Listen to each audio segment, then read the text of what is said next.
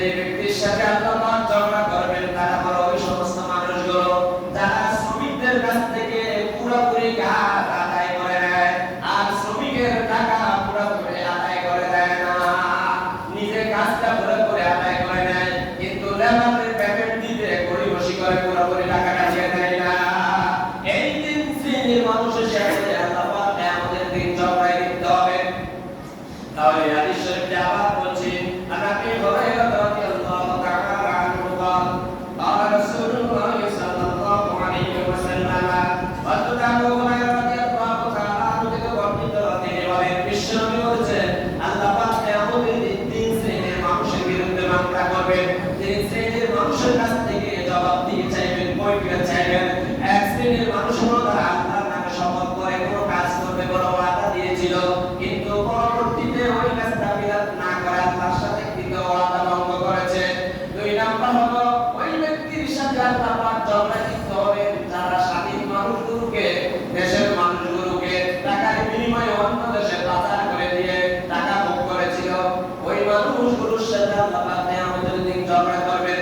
তিন নাম্বার হলো ওই সকল মানুষ যারা শ্রমিকদের কাছ থেকে পুরোপুরি শ্রম আদায় করে নিয়েছেন, কাজটা পুরোপুরি আদায় করে নিয়েছে কিন্তু তাদের মজুরি দিতে, তাদের পেমেন্ট দিতে গড়িমসি করেছে এবং পুরোপুরি টাকা তাদেরকে দেয়নি। এরকম আছে না? বিল্ডিং বানাই দিয়েছে, কন্ট্রাক্টরের কাম না করে বসে পেমেন্ট দেবো আর এর তারা কাজ করে আছে না? এরকম ধান কাটতে লেগেছে বাড়িতে দুপুরে ধান কাটি দিয়েছে, ধান কাটা শেষ হয়ে টাকা দেওয়া হবে, এরকম আছে না? বিশ্বনবী জনাবে মুহাম্মদুর রাসূলুল্লাহ সাল্লাল্লাহু আলাইহি ওয়াসাল্লাম রাজুলুন আতিরা রাজাহু ফাকালা আয়াতিনা আরাকাহু।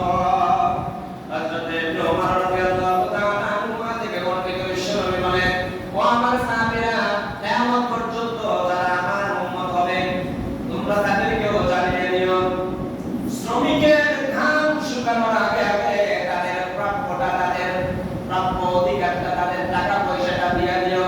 শ্রমিকের ঘাম শুকানোর আগে তাদের যেই মজুরি, তাদের যেই হাজিরার টাকা, সেই হাজিরার টাকাটা পেমেন্ট দিয়ে দিও। কারণটা বিশ্বনবীর অর্ডারে কেউ জিকির করে আর সুন্দর করে বসে নামাজ সালাত বসে লা ইলাহা ইল্লাল্লাহ